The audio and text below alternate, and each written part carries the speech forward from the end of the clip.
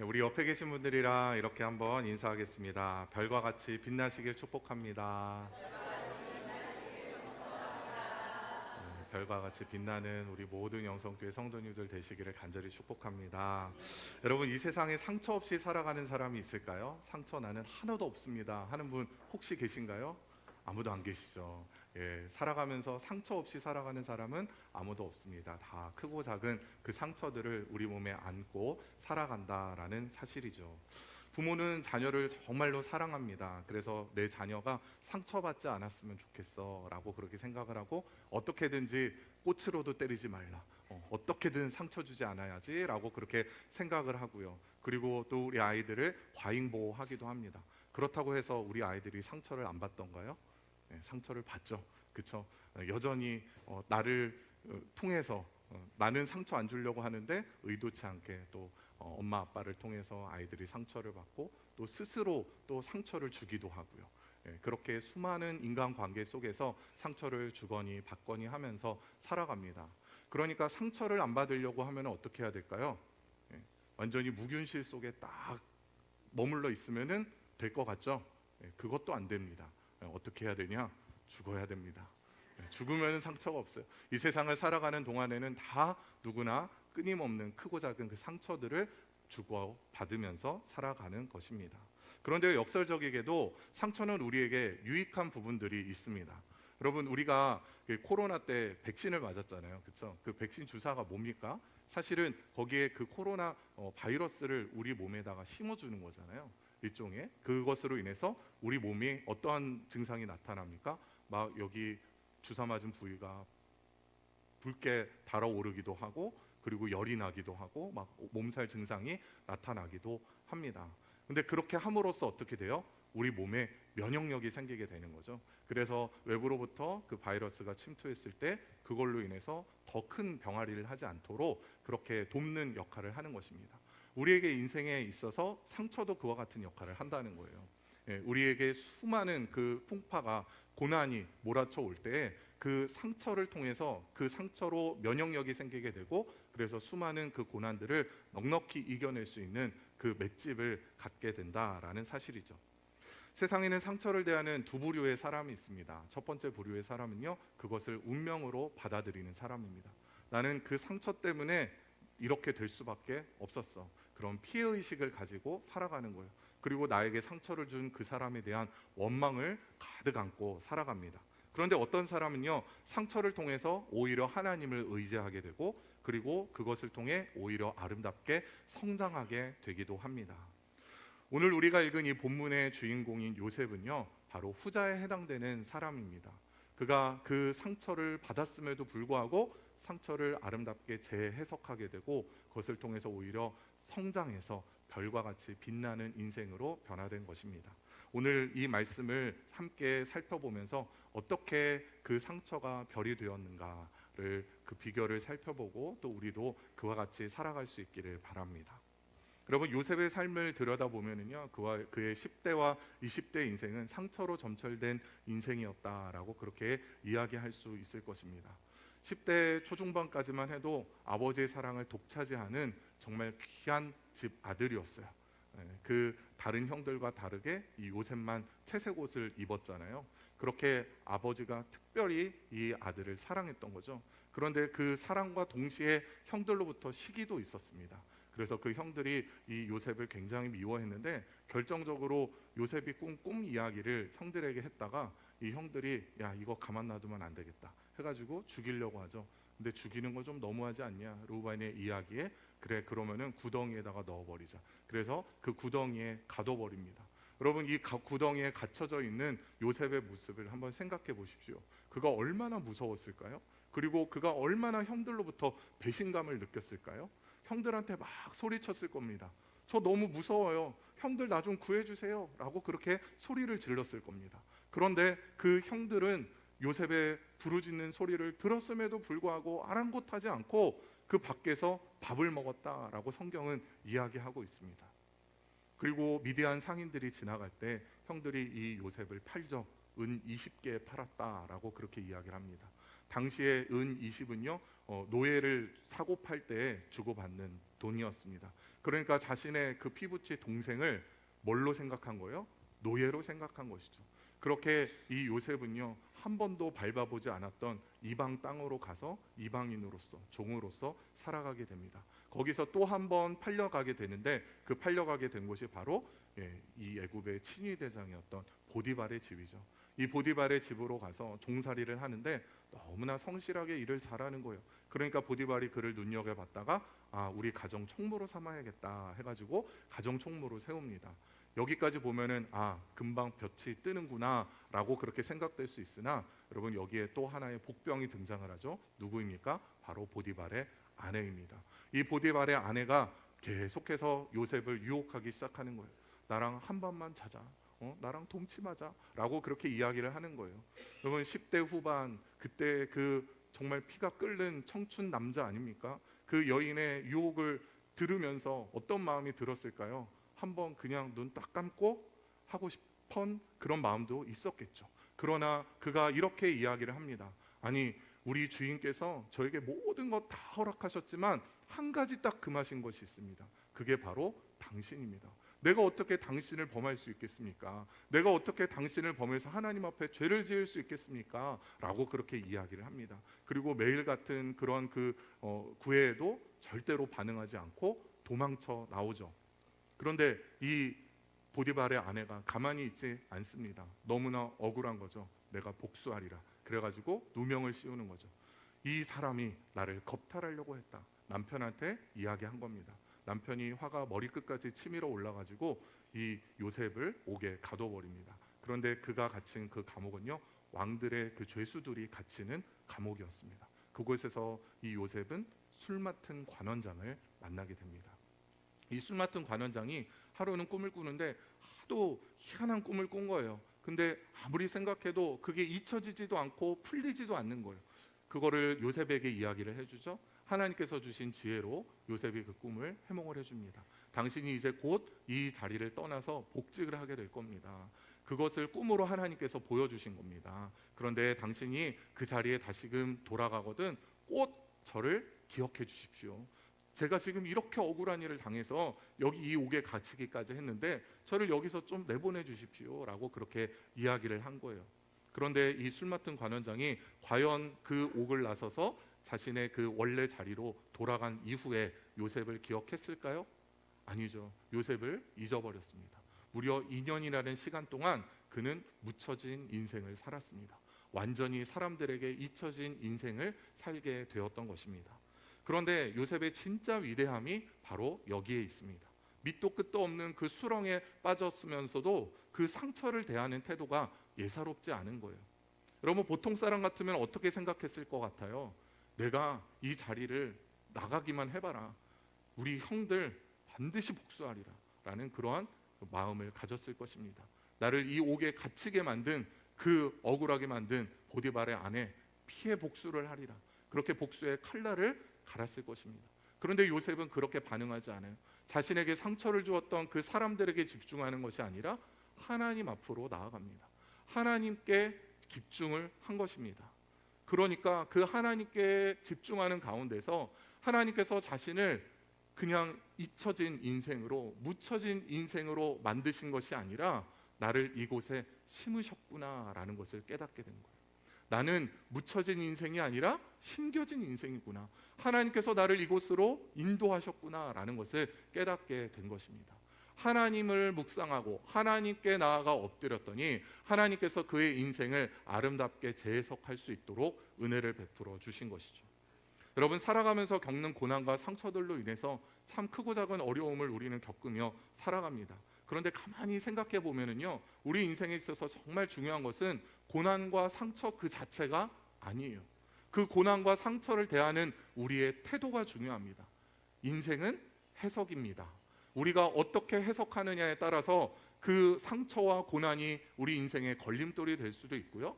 또 그것이 오히려 디딤돌이 될 수도 있는 것입니다. 성경을 보면 해석의 차이가 얼마나 무서운 결과를 가져오는가를 우리가 알 수가 있는데 그 가운데 대표적인 이야기가 민수기 13장에 나오는 12정탐꾼의 이야기가 아닐까 싶습니다. 여러분, 12정탐꾼이 이 모압 땅에서 저 가나안 땅으로 건너가서 40일 동안 정탐을 하고 돌아옵니다. 그리고 그 정탐 보고를 하죠. 이 10명의 정탐꾼이 뭐라고 이야기합니까? 과연 그 땅은 젖과 꿀이 흐르는 땅입니다. 그런데 거기에는 거인족 안악자손이 살고 있습니다. 그들에 비하면 우리는 메뚜기와 같습니다. 그래서 우리는 그 땅을 차지할 수 없습니다 라고 그렇게 이야기를 합니다. 똑같은 것을 보고 똑같은 기간, 똑같은 발걸음을 했던 두 명의 사람, 여호수아와 갈렙은 뭐라고 이야기를 합니까? 아닙니다. 하나님께서 우리와 함께 하시면 그들은 우리의 밥입니다. 그들은 우리의 양식입니다. 우리는 능히 정복할 수 있습니다 라고 그렇게 이야기를 합니다. 이 10명의 정탐꾼의 말에 모든 이스라엘 백성들이 완전히 마음을 빼앗기죠. 그래서 막 울부짖습니다. 아니, 우리를 그냥 애굽에 내버려 두시지 왜 여기로 이끌어내 가지고 이렇게 이 거인 족속에게 죽게 만드시냐고 원망과 불평을 쏟아놓는 거예요. 그러니까 하나님께서 어떻게 하십니까? 그 가운데에 이제 너희들은 가나안 땅을 밟지 못하고 여기서 다 죽게 될 것이다. 40년 동안 뺑뺑이를 돌리시다가 가나안 땅 한 번도 밟아보지 못하고 죽게 만드셨던 거예요. 여호수아와 갈렙을 제외하고 말이죠.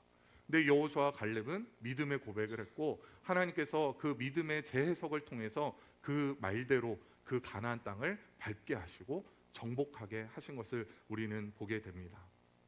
요셉도 마찬가지입니다. 요셉은 감옥에 갇혀 있는 그런 정말 비참한 인생을 살았습니다. 형들로부터 버려진 그런 끔찍한 인생을 살았습니다. 상처로 그렇게 머물러 살았던 것이죠. 그 증거가 어디에 나오는지, 그런데 그 인생 가운데서 그가 어떻게 그의 인생을 해석하는지 창세기 41장 51절과 52절 말씀을 우리 함께 읽어보도록 하겠습니다.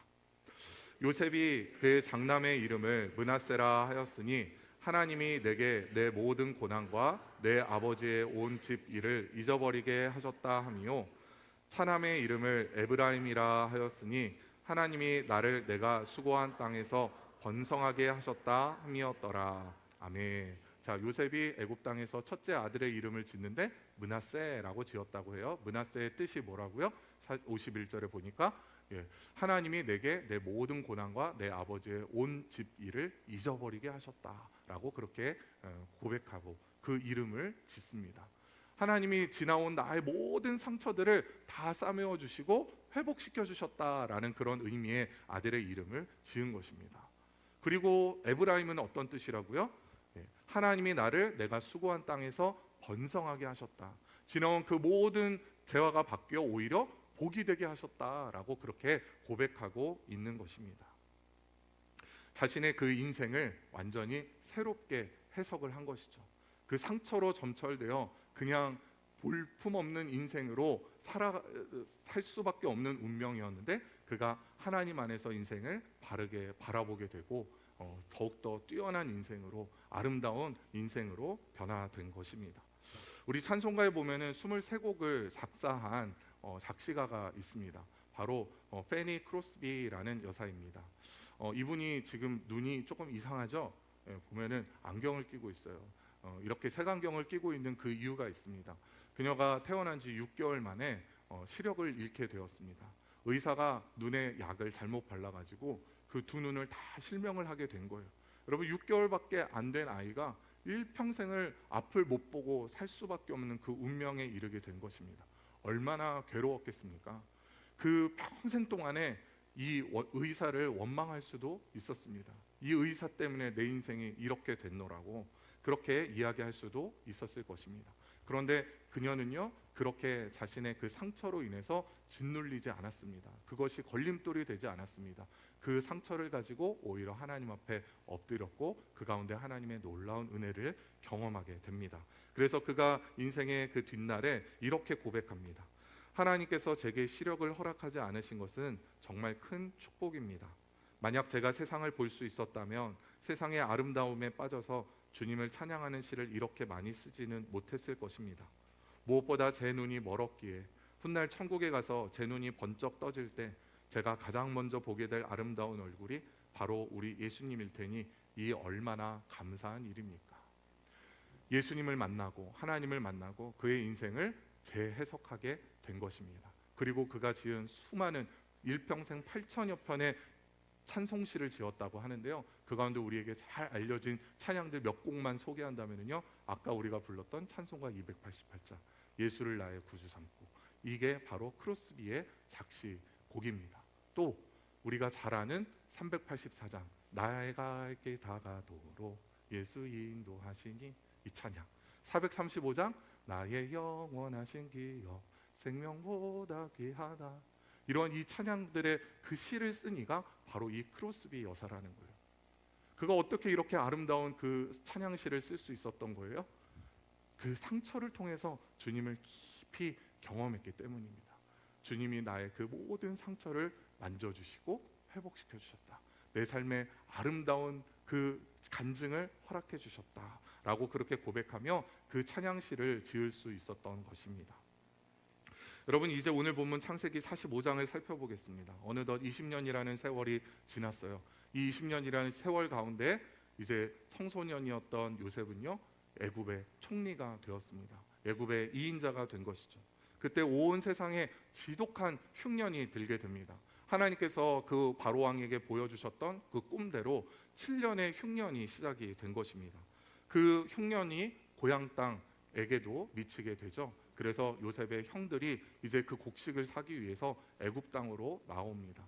여러분, 그런데 그가 그 엎드린 그 위에 앉아 있는 사람이 자신의 동생인 요셉일 거라고는 꿈에도 생각하지 못하고 있었죠. 그러나 이 요셉은 그 형들을 딱 보고 한눈에 알아차립니다. 아, 나를 팔아먹었던 형들이구나. 그리고 그가 3절에서 이렇게 고백합니다. 우리 3절 말씀을 함께 읽어보겠습니다. 요셉이 그 형들에게 이르되 나는 요셉이라 내 아버지께서 아직 살아계시니까 형들이 그 앞에서 놀라서 대답하지 못하더라. 아멘. 자, 요셉이 자신의 신분을 밝힌 거예요. 형, 나 요셉이요. 고개 들어 날 좀 봐요. 얼마나 이 형들의 가슴이 철렁 내려앉았겠습니까? 이제 우리는 죽었구나. 요셉의 마음에도 정말 여러 가지 그 감정들이 막 복받쳐 올랐을 것입니다. 내가 그 형들 때문에 얼마나 고생했는지, 그 20년의 세월이 다 주마등처럼 스쳐 지나갔을 거예요. 내가 이 형들에게 어떻게 복수할까라는 그런 마음도 있었을 것입니다. 그런데 그가 이렇게 고백합니다. 우리 5절 말씀 함께 읽어보겠습니다. 당신들이 나를 이곳에 팔았다고 해서 근심하지 마소서, 한탄하지 마소서. 하나님이 생명을 구원하시려고 나를 당신들보다 먼저 보내셨나이다. 아멘. 너무 놀랍지 않아요, 여러분? 지금 이 요셉이 형들을 안심시키고 있어요. 형, 너무 깜짝 놀랐죠? 형, 내가 복수할까 봐 두려우시죠? 두려워하지 마세요. 걱정하지 마세요. 내가 왜 그랬을까 한탄하지 마세요. 하나님께서 저를 여기로 먼저 인도하신 거예요 라고 그렇게 이야기하고 있는 거예요. 그는 인생의 재해석을 하는 거예요. 나를 여기로 인도한 이가 나를 여기에 팔아넘긴 형들이 아니라 나를 이곳으로 인도한 하나님이시다라는 그것을 분명하게 고백한 것이죠. 형들이 나를 이곳으로 나를 팔아먹었기 때문에 하나님께서 나를 이곳으로 인도하셨고, 지금의 이 흉년의 때를 준비하면서 이 애굽의 사람들뿐만이 아니라 우리 모든 후손들까지도 큰 민족을 이루게 하신 것이라고, 이것이 하나님의 큰 그림이었다고 그렇게 이야기를 하면서 이 형들을 안돈시키고 있는 것입니다. 그의 인생이요, 상처 입었던 인생에서 이제는 상처가 치유받은 상처 입은 치유자의 인생으로 변화된 것입니다. 아름다운 인생의 재해석을 통해서 그 상처가 별이 되는 인생으로 변화된 것이죠. 그런데 요셉의 이 모습은요, 바로 저와 여러분을 향한 예수님의 모습이기도 합니다. 여러분, 상처로 가득 그렇게 사로잡혀 있었던 이 요셉이 그 모든 상처를 다 치유받고 나에게 상처를 줬던 그 형들을 끌어안았던 것처럼 우리 예수님께서 한없이 주님께 상처를 드렸던 우리들을 있는 모습 그대로 그냥 그렇게 끌어안아 주셨다라는 사실이에요. 이사야 53장 5절 말씀을 우리 함께 읽어보겠습니다. 그가 찔림은 우리의 허물 때문이요 그가 상함은 우리의 죄악 때문이라. 그가 징계를 받음으로 우리는 평화를 누리고 그가 채찍에 맞음으로 우리는 나음을 받았도다. 아멘. 여러분, 우리 가운데 상처 없는 사람 없다고 했잖아요. 저도 많은 상처를 가지고 있는 사람이었어요. 그 수많은 그 상처로 인해서 또 다른 사람들에게 상처를 주는 사람이었어요. 상처가 많으니까 항상 여러 가지 그런 가면을 쓰고 살아가고, 또 사람이 나한테 조금만 가까이 나와도 거기에 대해서 나의 그 상처로 다른 사람들을 공격하는 거예요. 이 사람이 무슨 생각으로 나한테 이렇게 접근하는 거야? 왜 나한테 이런 말을 하는 거야? 항상 그거를 있는 그대로 받아들이지 않고 꼬아서 생각을 하는 거예요. 그러니까 또 다른 상처를 주고, 그렇게 살아가는 게 바로 저의 인생이었습니다. 저도 제 스스로를 향해서 그렇게 수많은 상처를 준 거예요.